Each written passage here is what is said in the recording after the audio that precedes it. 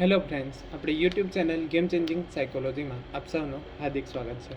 આજના વિડીયોમાં આપણે પ્રોબેશન ઓફિસર, ચીફ ઓફિસર તેમજ અન્ય સરકારી પરીક્ષાઓ માટે ગુજરાત સરકારની જે યોજનાઓ પૂછાય છે એ અંતર્ગત આજના વિડીયોમાં પ્રોબેશન ઓફિસર માટે જે સિલેબસમાં છે એ અંતર્ગતની યોજના બાળ કલ્યાણ યોજના જે છે તો એમાં આજના વિડીયોમાં આપણે મિશન વાત્સલ્ય યોજના અંગેની વિસ્તૃત ચર્ચા કરીશું. આ વિડીયો નંબર 3 છે, એટલે અગાઉની 2 યોજના તમે ન જોઈ હોય તો જોઈ લેવા વિનંતી.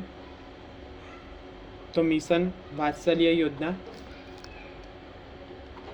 મહિલા અને બાળ વિકાસ મંત્રાલયે બાળકોના કલ્યાણને સુનિશ્ચિત કરતું એક કેન્દ્રીય મંત્રાલય છે. તો આ યાદ રાખવાનું છે. મહિલા અને બાળ વિકાસ મંત્રાલય એ બાળકોના કલ્યાણને સુરક્ષિત કરતું એક કેન્દ્રીય મંત્રાલય છે, એટલે કે કેન્દ્ર સરકાર દ્વારા આ મંત્રાલય ચાલે છે અથવા તો એના અંતર્ગત કાર્ય કરે છે, જે ભારત સરકારના સંબંધિત મંત્રાલયો અને સંગઠનોના સંકલનમાં રહી કાયદા, નીતિ અને યોજનાકીય સહભાગિતા પૂર્ણ કરવાની પરિકલ્પના છે. નેશનલ ચિલ્ડ્રન પોલિસી 2013માં સુધારા મુજબ અને national plan of children action four children 2016 એ બાળ કલ્યાણ અને સંરક્ષણનું નીતિ માળખાનું નિર્ધારિત કર્યું છે. એટલે કે આ યાદ રાખવાનું છે. નેશનલ ચિલ્ડ્રન પોલિસી 2013માં સુધારો કરવામાં આવ્યો હતો અને national plan of children action four children 2016 એ બાળ કલ્યાણ અને સંરક્ષણનું નીતિ માળખાનું નિર્ધારણ કર્યું છે.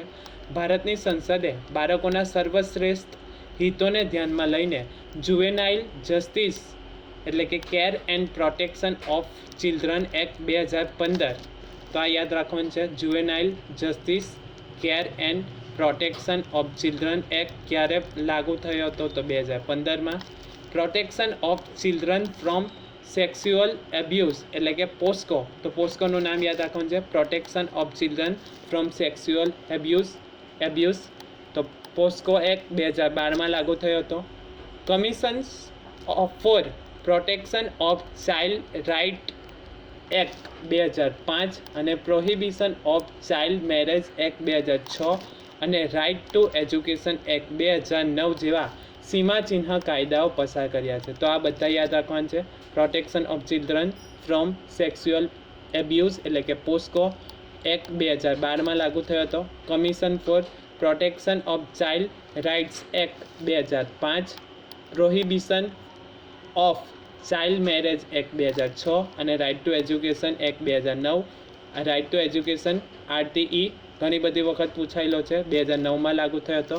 જેવા ચિહ્નરૂપ કાયદાઓ પસાર કર્યા છે. ભારત દેશમાં કિશોર ન્યાય પ્રણાલીના વ્યવસ્થિત વિકાસ અને મજબૂતીકરણને આદેશાત્મક બનાવતી સંયુક્ત રાષ્ટ્ર બાળક અધિકાર અધિવેશન અને દત્તક બાળકો પર હેગ અધિવેશન જેવી મહત્વની આંતરરાષ્ટ્રીય સંધિઓ પર પણ હસ્તાક્ષર કર્યા છે. એટલે કે વિદેશમાં જે પણ કોઈ સંધિઓ ચાલે છે એમાં પણ ભારતે હસ્તાક્ષર કર્યા છે. તો એ છે બાળ અધિકાર અધિવેશન અને દત્તક બાળકો હેગ અધિવેશન જેવી મહત્વની આંતરરાષ્ટ્રીય સંધિઓ ઉપર પણ હસ્તાક્ષર કરવામાં આવ્યા છે.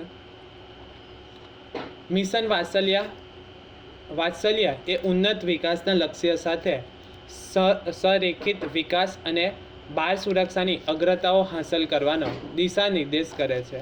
તે બાળ અધિકારની હિમાયત અને કોઈ બાળક પાછળ ન રહી જાય ના આદર્શ સાથે તેની કાળજી અને સુરક્ષા પ્રણાલીની જાગૃતિ પર ભાર મૂકે છે. તો યાદ રાખવાનું છે. કોઈ બાળક પાછળ ન રહી જાય ના આદર્શ સાથે તેની કાળજી અને સુરક્ષા પ્રણાલીની જાગૃતિ પર ભાર મૂકે છે. કિશોર ન્યાય બાળ સંભાળ અને સુરક્ષા અધિનિયમ 2015ની જોગવાઈ અને જાતીય અપરાધોથી બાળકોની સુરક્ષા અધિનિયમ 2012 મિશનના અમલીકરણનું મૂળભૂત માળખું બનાવે છે. તો આ 2 અધિનિયમ યાદ રાખવાના છે. કિશોર ન્યાય એટલે કે બાળ સંભાળ અને સુરક્ષા અધિનિયમ 2015ની જોગવાઈ અને જાતીય અપરાધોથી બાળકોની સુરક્ષા અધિનિયમ 2012 મિશનના અમલીકરણના મૂળભૂત માળખું બનાવે છે. વર્ષ 2009 અને 10 પહેલાં મંત્રાલયે 3 યોજનાઓ અમલમાં મૂકી હતી. ફર્સ્ટ છે કાળજી અને રક્ષણની જરૂરિયાતવાળા અને કાયદા સાથે સંઘર્ષમાં આવતા બાળકોના ન્યાય માટેના કાર્યક્રમો.